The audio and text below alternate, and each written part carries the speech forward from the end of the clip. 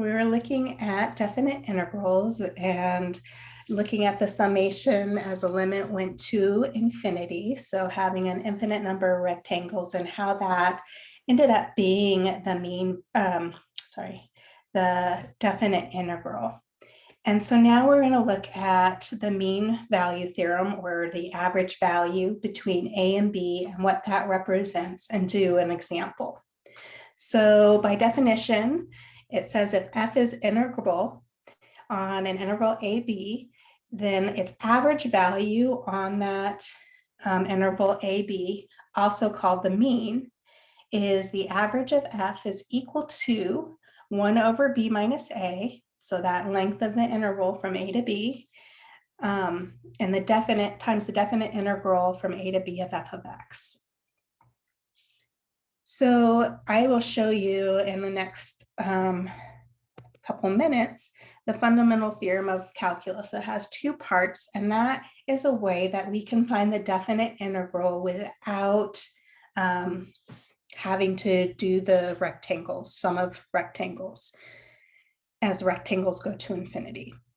So the average value, again, is just basically if you summed up all of these values, these y values, which there's an infinite number of them, there's going to be at least one value at x equals c, which is going to give us the average value of that function, those y values.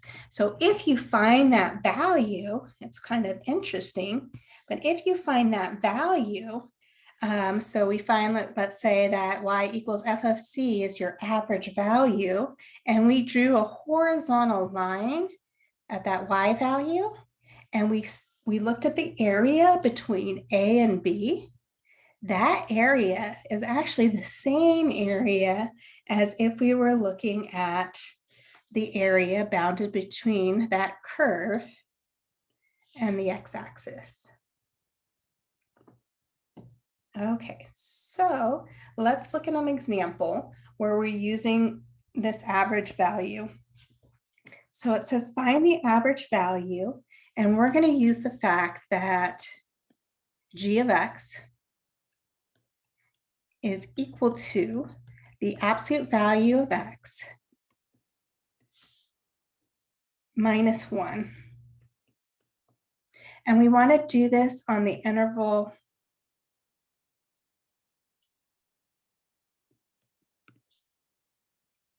-1 to 1.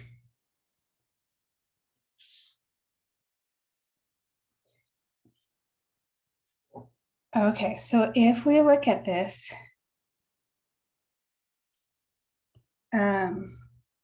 we have a graphing g of x. Let's just look at the graph of g of x. We know that the absolute value of x is the V shape, where that vertex is at the origin. That -1 is telling me that I'm going below the x-axis. I'm shifting that graph down 1 unit.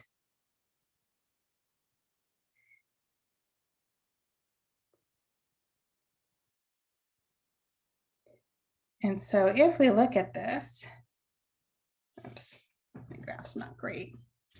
But if we look at this, we can find that area. We can find that area using triangles. That's -1, that's +1. So we know here that our base is 1. And we know here a height that is 1. So this area in here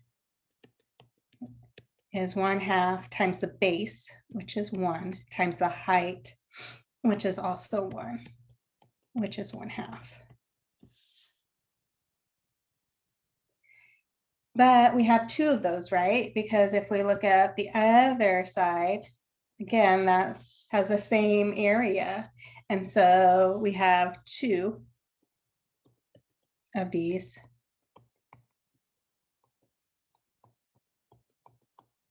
So the total area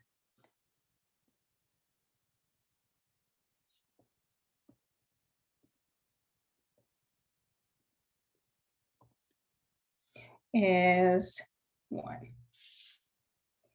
The problem is that if we were looking at this and we were doing our rectangles, our heights would actually be giving us negative values because it's below the x-axis. And so we would say that the net area, and then we'll talk about net area in a minute, a little bit later in this section or chapter, the net area is going to be -1. Okay, so if we wanted to find this average value,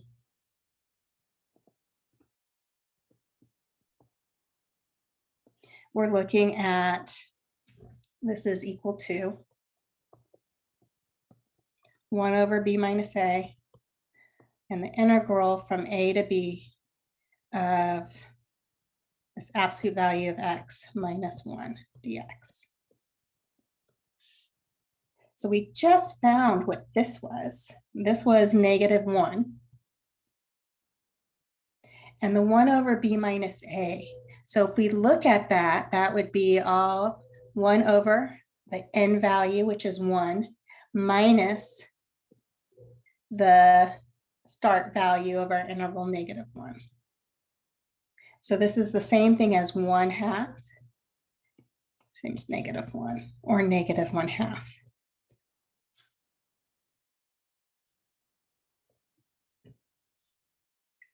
Okay, so if we looked at -1/2 here, and we drew a horizontal line here, that average value is going to give us the same, we think of this net value, as this in here, this red triangle.